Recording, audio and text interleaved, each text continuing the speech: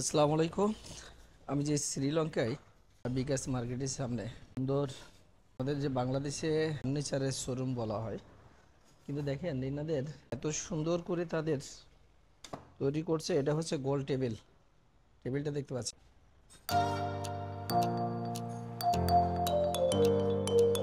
ঘোড়াটা এমন ভাবে তৈরি করছে, একটার ঘোড়ার পর আরেকটা, আরেকটার ঘোড়ার পরে আরেকটা।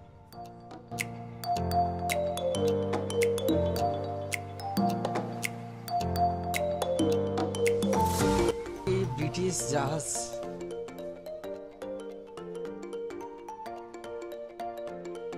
প্রত্যেকটা কারুকাজই হচ্ছে নিখুঁত। এটা কিন্তু ছিপে মাছ ধরতেছে, এটা হচ্ছে মাছ। আর এইভাবে দেখেন, এটা বিশেষ করে শ্রীলঙ্কাতে কিন্তু বৌদ্ধর মূর্তিটাই বেশি।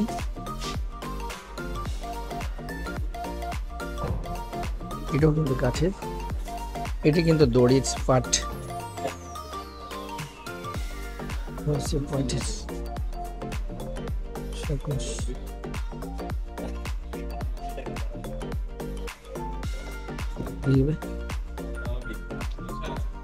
স্যার, এটা হচ্ছে বৌদ্ধ মূর্তিটাই সবচেয়ে বেশি চলে এবং কাঠের, এটা কাঠের তৈরি।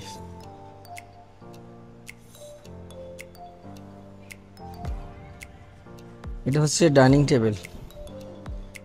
টেবিলে তারা এমনভাবে কাজ করছে, ছোট ছোট কাঠ দিয়ে ডিজাইনটা দেখেন।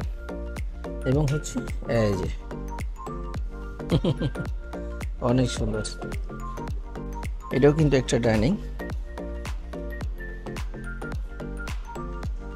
এটা হচ্ছে দাবার গুলি, দাবা।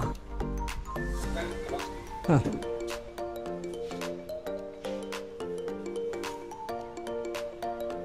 এই যে দেখেন তাদের নিখুঁত ভাবে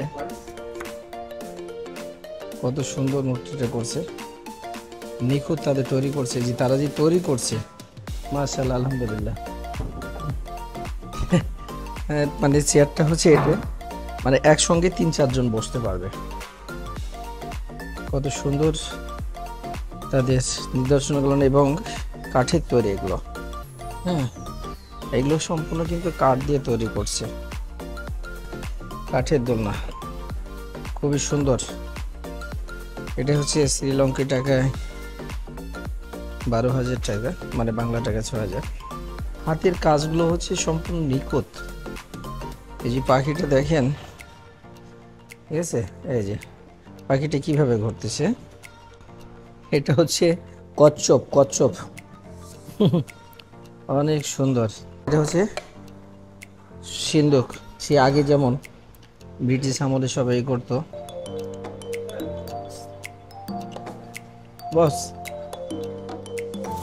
শ্রীলঙ্কাতে বেশিরভাগই আপনার মূর্তি বলেন এবং হাতের কাজগুলো বেশি চলে।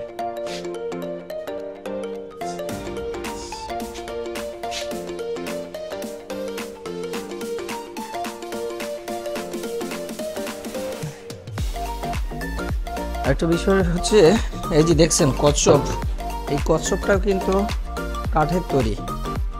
আল্লাহ পাক তাদের কত সুন্দর মেধা দিয়েছে। আসল কথা হচ্ছে মেধাটা বড় কথা হচ্ছে না, চর্চা। যেটার প্রতি চর্চা বেশি করবে সেটাই হবে।